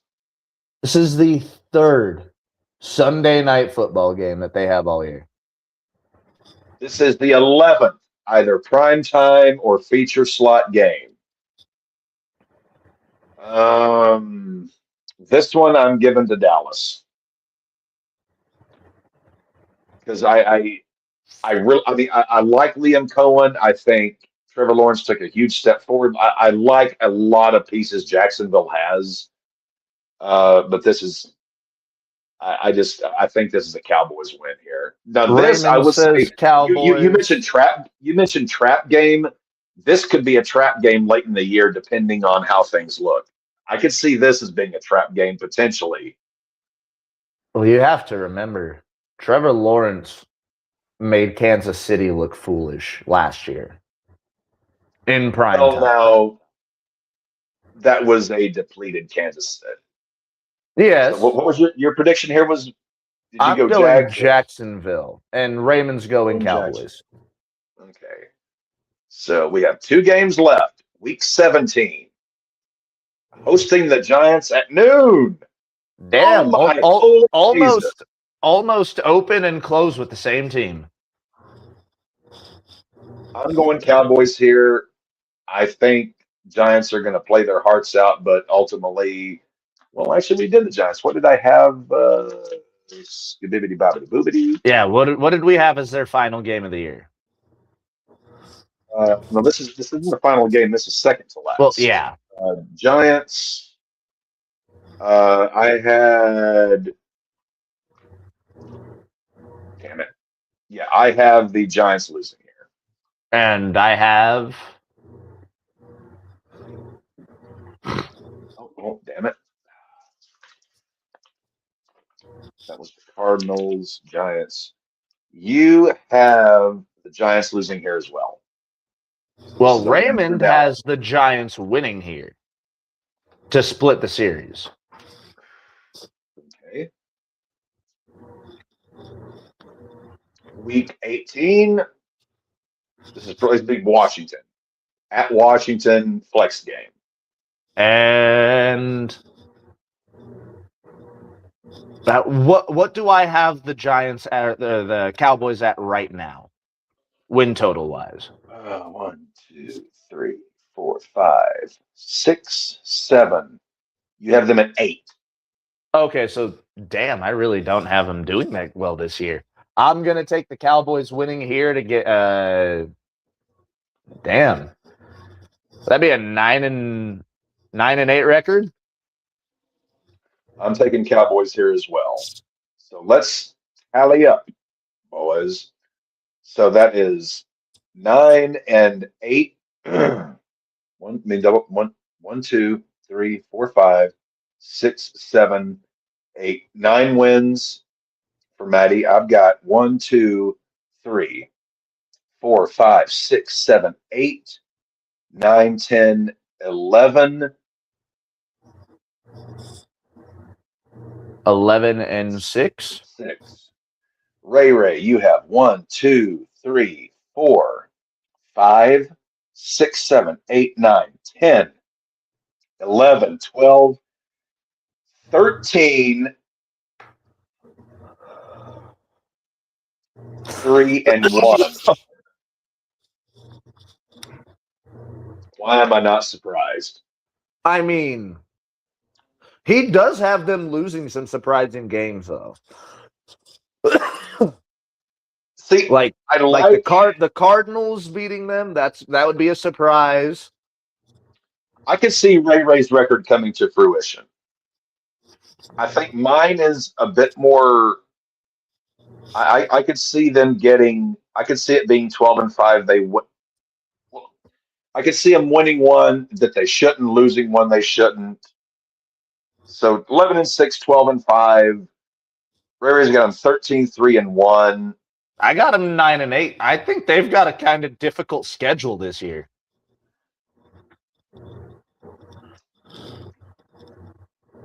That is like they've got a pretty difficult schedule this year. Nothing like the Raiders having to run the gauntlet of the playoffs in one fucking 8-week stretch. It's not an easy schedule. It's not an extremely ball breaker of a schedule. Patriots have a ball breaker of a schedule. No, the Raiders have the worst schedule this year. You guys got the shit end of the stick after being the worst team in the league. Well, see, the thing is, I think we need a difficult schedule to hopefully get it through our heads. If Mendoza does not take a single snap under center except to kneel it down this year, I'm fine with that. Let's have, as Uncle Shane calls him, first cousins. Let's have him just be our guy this year. Let's not waste Mendoza. I don't want to say tank, but if we only win, well, what did I have? We did the Raiders already. Let me You are not high on the Raiders at all this year. I don't think I was high on them either. I have them 5-12, What did I have them at? 4-13. Yeah, I did not think we were too high on them. Raymond wants But to still, know if we only win 4 or 5 games, that still gets us a top 5-6 pick, yeah, and it because is we have the Dolphins damn near going winless. Have we done the Dolphins? I Yeah. No, we did the Dolphins. I have the Dolphins winless. Yeah, you have the Dolphins going winless, which is also a first. This is going to be a very interesting year. The main, I have the Dolphins 0-17. You have them 1-16. So Raymond asks, what are our thoughts about Brandon Ayuk? Do you think he's going to be a 49er going into the year? Or is he even going to play a snap of football this year? I think Brandon Ayuk is donezo in San Francisco. They are sick and tired of his bullshit. He's definitely done in San Fran. If I am San Fran, I am trying to get what little I possibly can for him, which at this point, I mean, I think you're looking at, you might get like a 6th or a 7th rounder for him, maybe a 5th, something like that. I mean, with his recent antics, yeah, he's Honestly, I think he's going to get released. I think he's going to get released, and then he'll get picked up by another team. Like, there's not going to be a team that's going to trade for him. Because you have, with only 3 preseason games now, the week before the start of the regular season is a bye week. That's like roster cut. So I can see him getting cut if they can't find someone to trade for him. Patty Mahomes' contract extension. Well, this coincides with your thought that it's going to be revenge season. You know, money's the best motivator after all.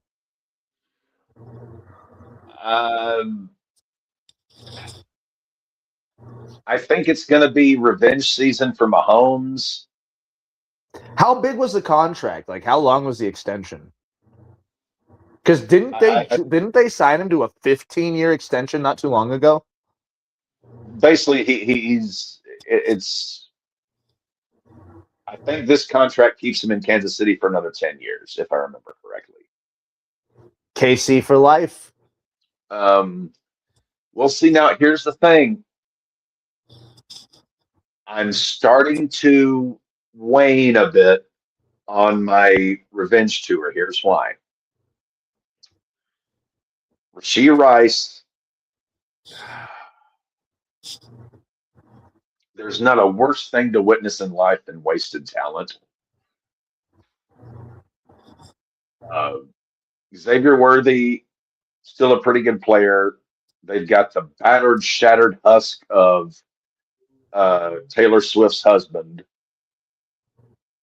They've got big boy pants, but you also have to remember, look at the entirety of Andy Reid's coaching career.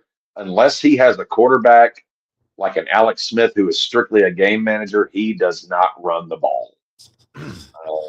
As I've said, Sean Payton, they're those kind of coaches that if you gave them Walter Payton in his prime, he would still be in like a 30%, backfield split. But, Matty, I hate to bubble your burst on this. I have read a couple or heard a couple things in some podcasts. Tyreek Hill has been hanging out in Kansas City, working out. I think we may be seeing, depending on what happens with Rashee Rice, how things fall out, we could be seeing Tyreek Hill back in Kansas City. I expected it. Once they didn't get A.J. Brown, my thought firmly shifted towards, okay, they're probably going to want to be the ones to rehab Tyreek. So let's think about this. Week 1, Matty, Mahomes is in the backfield. He has big boy pants in the backfield. Kelsey, Worthy, Rice, Tyreek. Now, see, I don't know if Rice is going to be there, though. Because, again, we have footage of Rashee Rice getting released from jail and immediately speeding. Commissioner does want a 20-game season. Well, it's 18 games now. He wants to bump it up to 19 and cut out a preseason. But it would also, it would be a 20-week season, a 19. You would have 2 bye weeks, essentially. It would be a 20-week season with 2 bye weeks. So it'd be an 18-game season with 2 byes.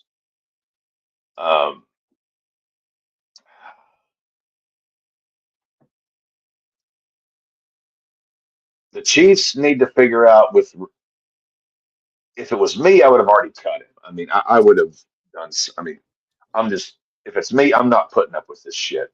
This is the pros. I'm not going to be dealing with someone who is going to be just a constant off. It's like the dude just doesn't get it. So, yeah, no one forces you to smoke weed. I love weed. Weed's fantastic. Weed just doesn't love me. But no one forces you to smoke it. Especially whenever you're already on parole. Yeah. I mean, this is just. There's certain things that you've got to have common sense about. I am the biggest pothead, one of the biggest advocates you'll ever meet for marijuana. Like you are the most. I've known people who were more pothead than you, but they were also. I'm thinking of one person in particular. I won't say his name, but they were abject failures in their life. Like this literally never had, does not, nor ever will have anything going for them. You do.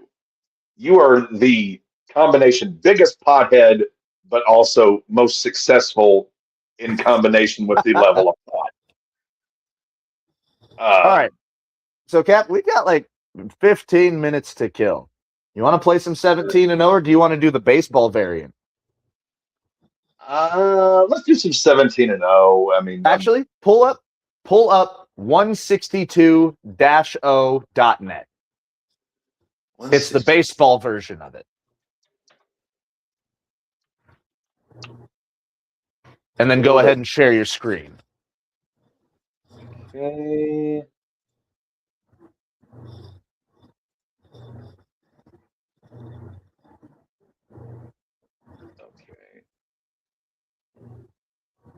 All right, so very, very similar to how 17-0 works. So if you want, go up to the settings. The little settings wheel, yep. You see the eras and the fact that you can do Negro Leagues. I am not too familiar with the Negro Leagues, unfortunately, so if you want to click that box, unless you're very knowledgeable about them. I can think of at least 3 Negro League players. Okay, so if you can only think of that many, then just drop that box out, and then we can go off of. You're taking Josh Gibson, Satchel Paige. Oh, then yeah, hit that X button. Then we can get started with the regular amount that we got. So scroll us down and hit Classic mode. Challenge mode shows you without the stats. Okay, so 1930s Cleveland Indians. Oh. So this, Cap, the only thing they don't give you to pick is a pitcher. You get to pick all 8 other positions. Well, technically 9 because we get a DH. So we don't get to pick any pitchers for these teams? Nope, unless you know Shohei Ohtani, Babe Ruth, people that batted. So like this whole one season, you don't get to pick any pitchers? Yep, it's solely based off of batters. Oh, good Christ. And now up at the top right, you see 2 buttons that say team and eras, right? Or team and decade. That will shuffle once per game, the team or the decade. You get to use each of them once per game. So if you're not seeing anybody that you would really want on an all-time 9, you can hit change decade or change team. I saw Ed Morgan in there. And it does go based off of their decades or their stats from that decade specifically. First base, right field, Ed That's Morgan. a great OPS. I'm trying to think. I mean, there's insane numbers of first basemen and right fielders that I get to pick. But I've never done this before, so I'm just going to go with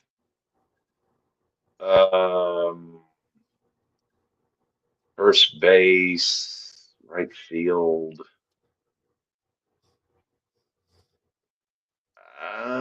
Let's. Ooh. There are a lot of fucking good outfielders. But luckily, they play multiple positions in the outfield usually. So Yeah, let's go first base here just to.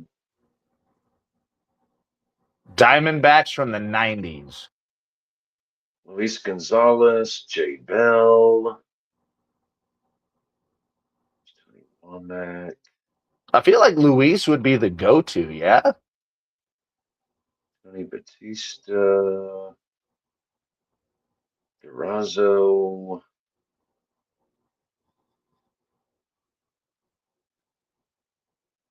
Yeah, Luis Gonzalez was pretty damn good. Plus, in the 90s, he had that game where he hit 6 for 6 with like 4 homers, right? Padres, 1990s. Fred McGriff.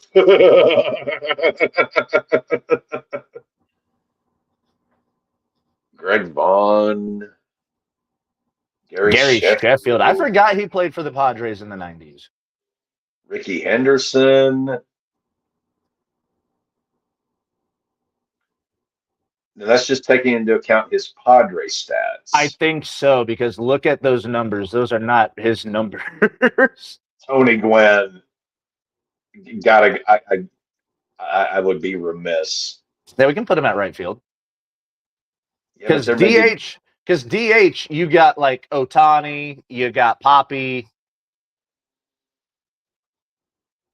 Yeah, I got to take Tony Gwynn here. 2010s Nats. Oh. We got Bryce Harper, Soto, Trey Turner. Adam Dunn. Good. Hey, Anthony White Sox legend. Rendon before he went to the Angels. Jason. Oh my God. I love me some Jason Big Beard Worth. Back, you would have loved this period of time. This is back when I lived with Justin. This is the same time when Daniel Bryan in the WWE had his big run and had the beard. We would watch Nationals games, like they're doing, and whenever Worth came up to bat, it was yes, yes, yes, yes, yes. He was our baseball yes movement. Fuck yeah. Ooh, right. Well, he didn't play there very long. Yeah, and his numbers weren't great at the end of his career, I don't think. Howie Kendrick, very unsung, great player. But he was better as an Angel. He was just a damn good all-around player. He never really gets mentioned. Trey Turner. I would go either Soto or Harper, but I think Harper's the only one that plays center. It doesn't have their stolen bases. Which is a big part of Trey Turner's gimmick. Yeah.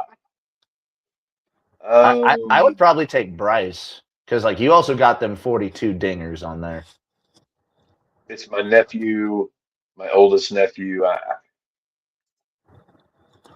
Brewers of the 2020s. Now this, if you want to hit with either the team or the decade switch. There's no pitching and there's no stolen bases. Like, Yeah, because Terang would be very helpful with his stolen bases.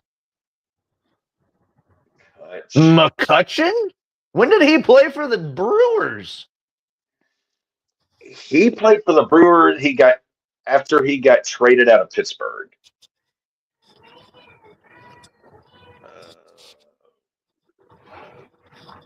Reese Hoskins, good God. I thought that was Jock Peterson for a second. I was about to be like, win! Yelich? Do you want to put Yelich? No. Hit We've decade. got our outfield filled. Let's switch up the decade. Because I do like the Brewers give us early 2000s. Yes! Prince Fielder at DH! Prince Fielder at DH. Senators of the 40s. 1940s. Were they a decent team? Do we need to switch teams for the 40s?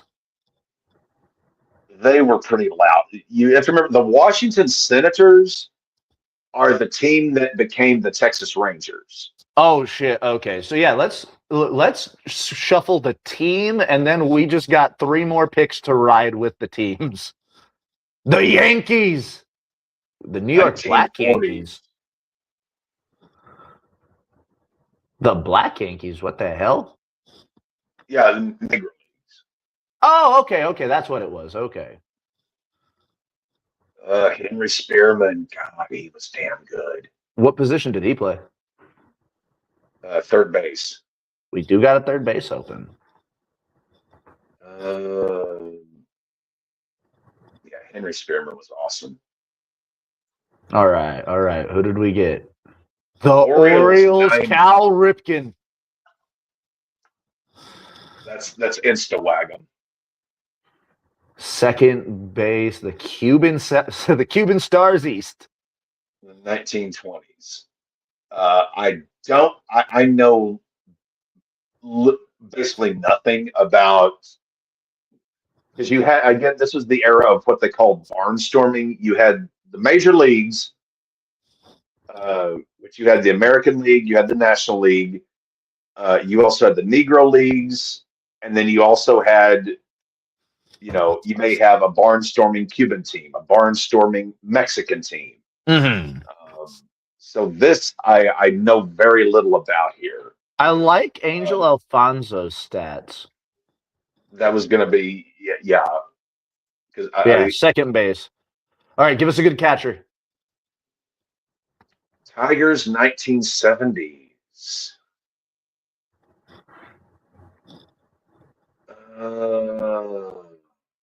I mean, at least all of them were hitting home runs, it looks like. Kim, Jerry Moses. Do we just go best available?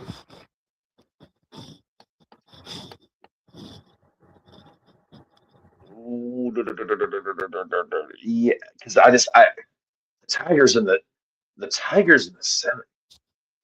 I mean, I remember that they had Al Kaline, but he was an outfielder. He's the only Tiger I remember from that era. If I had Tigers 19 teams, I'm taking Ty Cobb. All right, let's see what we got. Not bad. 146 and 16. Let's new season. Let's do this again. All right, I got 5 minutes. Nationals 2020s. Should we get James Wood, or do we go Juan Soto? Gotta go Soto. Left field. Mets are the 2000s Mets. There's no base or pitching, which are like 2 of the big stats I follow. I mean, Reyes was a pretty fucking good beast. Carlos Beltran.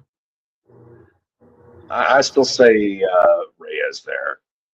Okay, Reyes at shortstop. That's a good one. Or second. Do you want to put him at second? Blue Jays in the 70s. John Mayberry.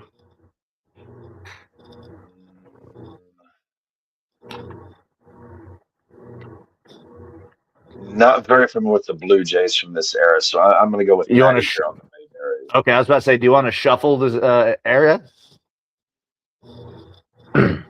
See, and again, I don't know much about the Blue Jays. Just period end.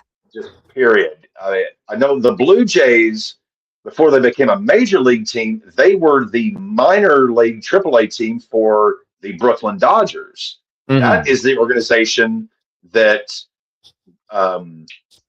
Jackie Robinson came up through when the Blue Jays were still the AAA for the Brooklyn Dodgers. But that's about the extent that I know. Mm-hmm. We put them at first. Back to the Nationals. If you want, since we just landed on the Nats, let's do team of the 2020s or decade. Blue Jays. Ooh, Vlad. Vladdy or Simeon? Vladdy at third. Diamondbacks of the 90s.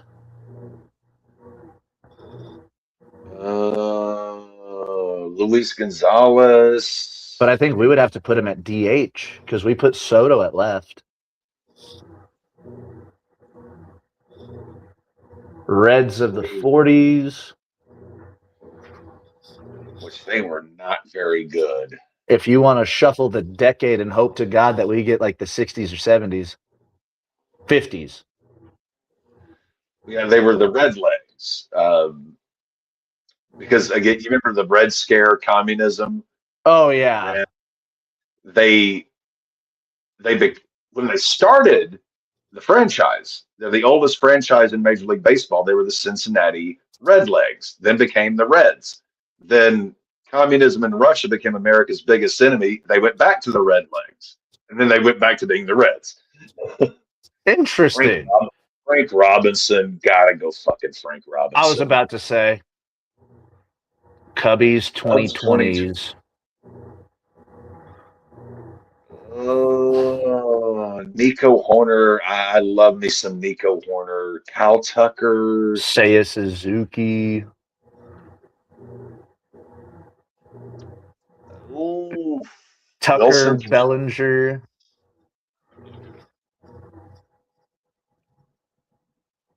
See, I would go Horner because of the stolen bases, but they don't have that as in here. So I would put Tucker in right field based off this. Do you want to go? Do you want to go Tucker or Bellinger? Who has a higher OPS? Bellinger, slightly better average. A couple more homers. Yeah, go Belly. Oh, this is a rough. Giants 19. Okay, now here I am completely clueless. Do we go best available? Yeah, I mean I know nothing about that particular. Astros of the 90s. Craig Biggio at catcher. Yep. Craig Biggio at catcher. Well, yeah. I mean, I saw Brad Osmus. I mean, I remember Osmus, but Biggio was far. All right, let's see what we did. Ooh. Not as good as our first team, right, but so I mean, if you want, go ahead. Look at those stats that they actually account for. It's the ones that have the bars next to them. So runs, power. Yeah, no. Yeah, we didn't have much power. RBIs, average and hops. God, why did they not include steals in this? I don't know, because Ricky Henderson would be my pick, like one of my go-to picks. Believe me, I'm all too familiar with your Henderson love. Played me in what stole like 12 bases in one game. Ass. All right. Well, that is all from that is 2 p.m. Yep, we have hit our 2-hour mark. Thank you all for tuning in. Join us next week as we choose to break down some more NFL predictions, MLB standings. We'll probably play some more 162-0 because, like Cap told me in our group chat, we're at the dead period of the season. We're just waiting for some shit to happen.